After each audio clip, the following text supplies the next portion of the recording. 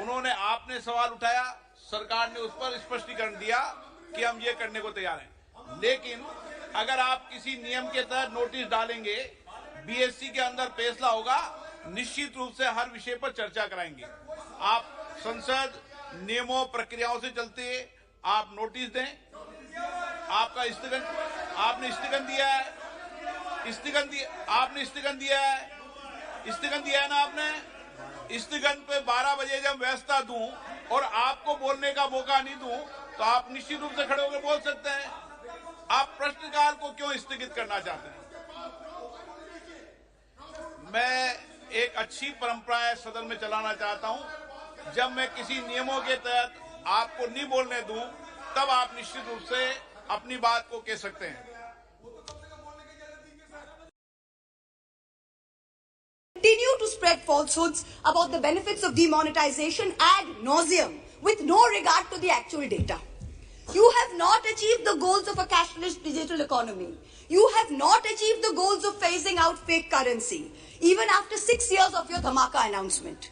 Currency in circulation has doubled from 18 lakh crores in November 2016 to 32 lakh crores in November 22. Cash management company CMS's cash index for ATM hit an all-time high this Diwali. Cash is still king. Demonetization did not achieve any of the 3 targets. Who's the pappu now?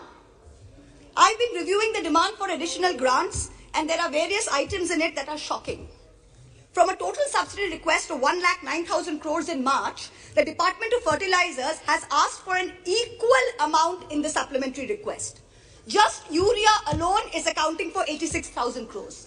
Phosphorus and potassium are controlled because they are nutrient-based subsidies. What is this government doing to stem the overuse of urea, which is killing the soil, killing productivity, and killing our health?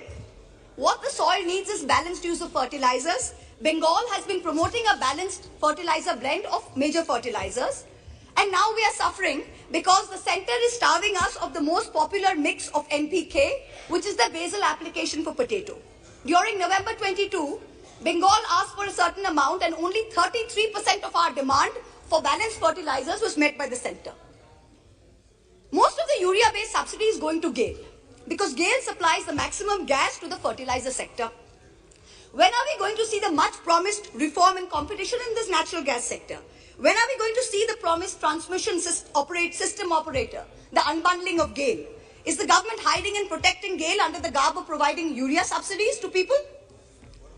Nearly 2,000 crores supplementary demand is for large industry, whereas only 233 crores is for the MSME sector. But the MSME sector accounts for 90% of jobs in the industrial sector. These are very distorted priorities. About 45,000 crores demand is for Manrega and other rural employment schemes. This is far too little, far too late. The rural sector accounts for nearly 2/3 of employment in this country. Field reports suggest that only a very small fraction of rural households are getting Manrega jobs. That too not more than 30 to 40 days instead of the assured 100 days. That too there's a 3 to 4 week lag in wage payment simply because there is inadequate allocation of funds. There is also no supplementary demand for subsidized food delivery under PDS. There's an overall anti-poor bias in the supplementary demand for grants. BSNL is being provided, this is very interesting, BSNL is being provided a viability gap funding of 18,000 crores for rural wireline operations. Prima facie, I don't have a problem with this. But if the government of India wants to keep giving BSNL viability gap funding, it is also giving it free spectrum worth 30,000 crores. Then why not make BSNL free roaming rural for everybody? If I'm not a BSNL user, I'm an Airtel user. I am paying for BSNL's free spectrum. It is not only BSNL subscribers who are paying for it. So if Airtel has poor network in a rural area, why can my phone not latch on to BSNL?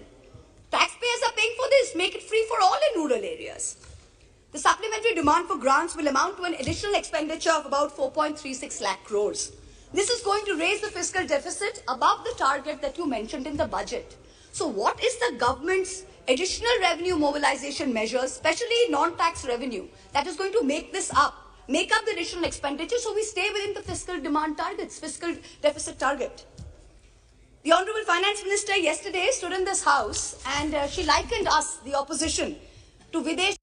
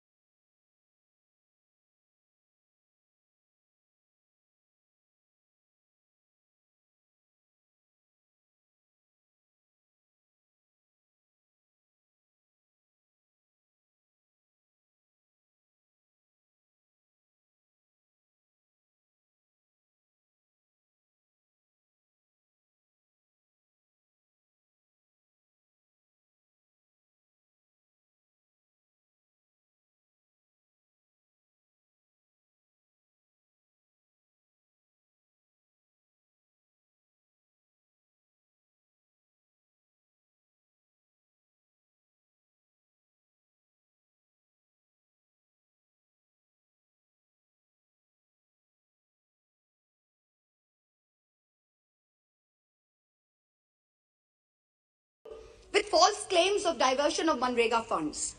To him I say this, sir, don't push your luck. I went to Mount Holyoke College. I worship Ma Kali. And I've been elected twice from a border constituency. In your lingo, I say to you, and this is not unparliamentary, don't take panga. A certain Jari Booty Baba says publicly, he likes women in saris, shalwars, and also nothing at all. In the presence of the wife of a deputy chief minister of the ruling party, hand on heart, ask yourselves, had any opposition leader said anything remotely similar, you would have been baying for their blood. The ruling party does not denounce it. There is no outrage. A convicted murderer and rapist is publicly giving sermons while out on parole, and leaders of the ruling party are listening to it. You do not have the moral clarity to call out right from wrong. Who's the Pappu now? People tell me to keep quiet, to make peace in the name of soft Hindutva.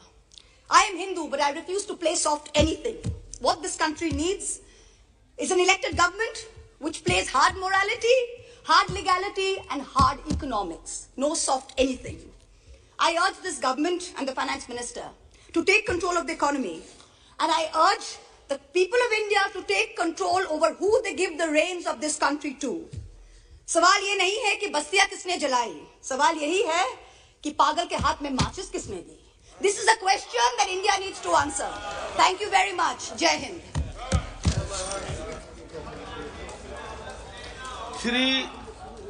Shri A.M. Arif ji.